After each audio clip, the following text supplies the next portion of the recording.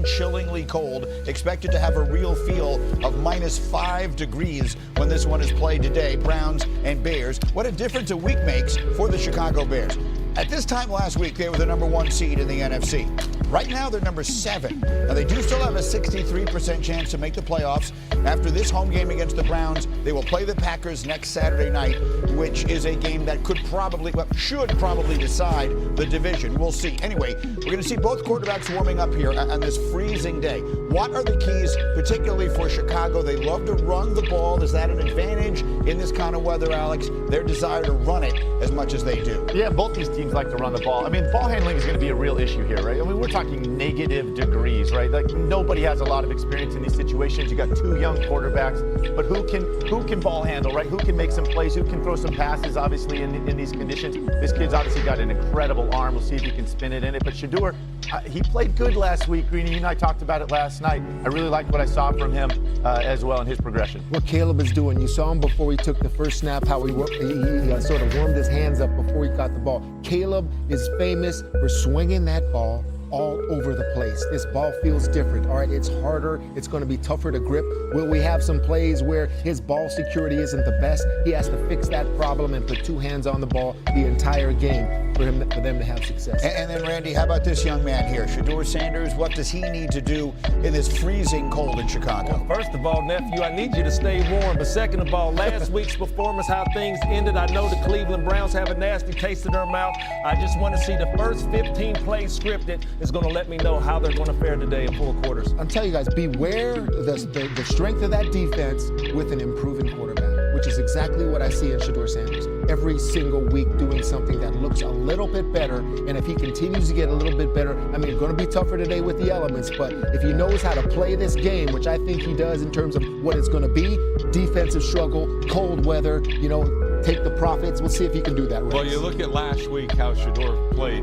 He thought he was the #1 quarterback drafted. He looked all right, good, so don't Rex. worry about I where agree. you took the guy. If he is the guy, then move forward. All right, to me, this could be, if he is what I think he could be, that might be the best draft class that we've seen in years. All right, all these young players, that Manning, that linebacker, all those guys. Man, they're playing their tails off. Mason but Graham. This one right here, don't be shocked if the Browns don't shock the world today on this one here, because you have Jim Schwartz in there and improved play at the quarterback position. And Myles Garrett, who is 3 sacks away from the all-time single-season record. But they are a 7.5-point underdog, and that brings us to our Dog of the Week, brought to you by our friends at DraftKings Sportsbook. Mike Vrabel, Teddy, you know you love him. He offers these words of wisdom before we make our picks. You got Vrabes. The people in Las Vegas have you guys as underdogs Sunday. Who are the people, man? Yes, the odds makers. There you go. That's what they are. They're called odds makers, not people. There's a lot of people in Las Vegas. There's only a few of them that they trust to set the line. The person we trust is Erin Dolan. She is our betting expert. She gets us ready every week. Look at the huge numbers on the screen as we get later in the season, bigger lines. Erin, what is our Dog of the Week? Well, we have 5 double-digit dogs. Maybe we see some backdoor covers. I know you love that buzzword for you. But I do want to talk about quickly the Colts with Phillip Rivers. They're 3-0 against the spread. Phillip Rivers is being said that. 3-0 against the spread as a double-digit dog in his career. He actually won one of those games outright. That was back in 2013 when I was a junior in high school. So let's not get carried away here. But we're going to go with the Detroit Lions as my Dog of the Week. This is the largest underdog role that we've seen for them for this entire season. The only other time we saw them as a relatively large dog was when they were catching 4.5 points in Week 3 against the Baltimore Ravens. They won that game outright, and the Rams defense is susceptible against the pass. So if Jared Goff gets going, I do think this could be a close game. And Dan Campbell, you cannot count him out on the road. 27-7 ATS in 2023. Rex. And this is before I knew Aaron was taking the Sure Lions. it is. I'm knew you were much taking the better Lions. about my pick. I'm taking the Lions also right here. It was 6. Now it tells me that the smart money's getting down there a little bit. You see how I did that 5 in a book? I'm taking the Lions, man. Are you kidding me? The disrespect you're giving that team? Come on, forget about it. By the way, Greeny, who's the #1 offense in the league, scoring offense in the league? The Lions. Oh, I'm sorry. I thought it was the incredible Rams. Sean McVay. No, it's the Neanderthal Dan Campbell. Give me the Lions. He just takes whatever I See take. what a week off? Now he's back Yeah, with now this. he's fired up. He went blue. Man, all this talk about the Cleveland Browns, I just think last week there's a nasty taste in their mouth, man. And That's why I said the first 15 plays scripted is gonna let me know how hungry this team is. And my nephew right there, Shedeur Sanders, hey man, come and show up against Caleb Williams today, but that's my dog of the week. Well, listen, in 2013, I was playing against Phillip Rivers, and he was damn good then. And I'm putting my money where my mouth is. I think the Colts cover. I think he shocks the world. I think this looks like a brilliant move. The Colts are a good football team. So are the Seahawks, but I think he gets it done. Teddy. All right, guys, I'll go Browns. I think Caleb's going to give it up a couple times. I mean, in terms of ball security, and that's going to be enough for them.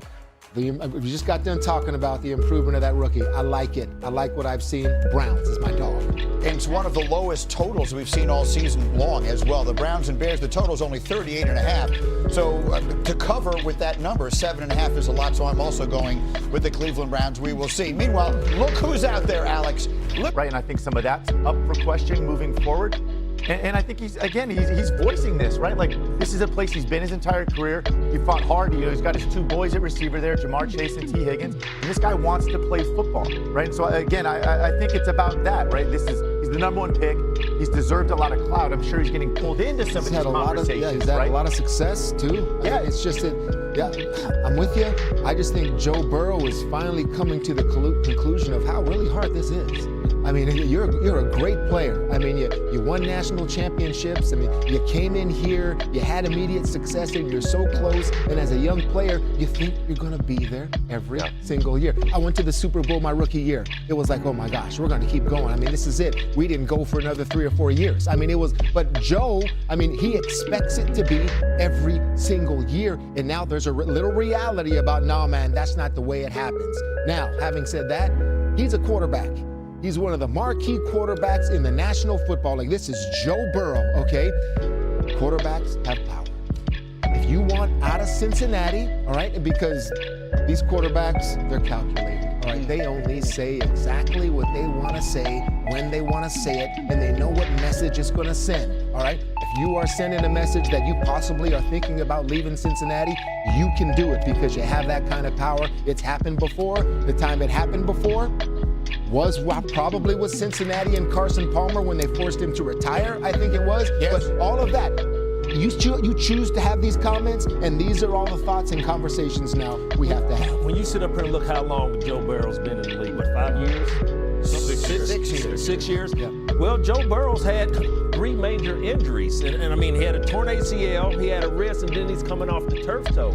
So you're talking about a guy in Cincinnati that's really not happy with what's going on in Cincinnati. I don't really think, you know, regardless of what they're saying, another team could use him. Yes, of course, I would love to see him somewhere like Minnesota working with a guy like Justin Jefferson, but that's not the case. Cincinnati Bengals do not let Joe Burrow go anywhere. I think when you sit up here and listen to his comments, what he's basically saying is, I love the game of football, but I'm not having fun here in Cincinnati playing the game. When you think about their Super Bowl run when they lost to the Rams, you know how many free agents they let go that played a very, key factor to them getting to that Super Bowl in Los Angeles. So, I feel his frustration, but I think going forward, you got a lot of money tied up in you and Jamar Chase, but that's what the administration's for. Find a way to bring in some other players so this man can find a way to find some peace. You talked about the injuries, those injuries that Joe Burrow's had and things. There's 2 things in Cincinnati you can count on. Number 1, you're not going to protect the quarterback worth a darn. All right, dead last since he came into the league in 2020, dead last, all right, in pass protection. Okay, and the other thing you can count on in Cincinnati is you're going to stink on defense. And to me, I see this guy like he's not having fun. Well, you know when you have fun? When did you guys have fun? When you're winning. When you're winning and kicking butt, right? When you're kicking butt, you have fun. It's amazing how that happens. And when all of a sudden you're out of the picture, no matter how good you are, it's not fun when you lose. Yeah. So to me, I think you're quarterback, Rex. You're the coach. You're the quarterback, all right? You're a quarterback. You're the head coach. Just said that. Right. I mean, are you having a conversation with him? Like, Joe, I mean, we okay here? I mean, we still want to finish strong, That's a shot at the head coach because you're not winning, bro. To your point, that's a shot at the head coach. So in order to keep Joe there,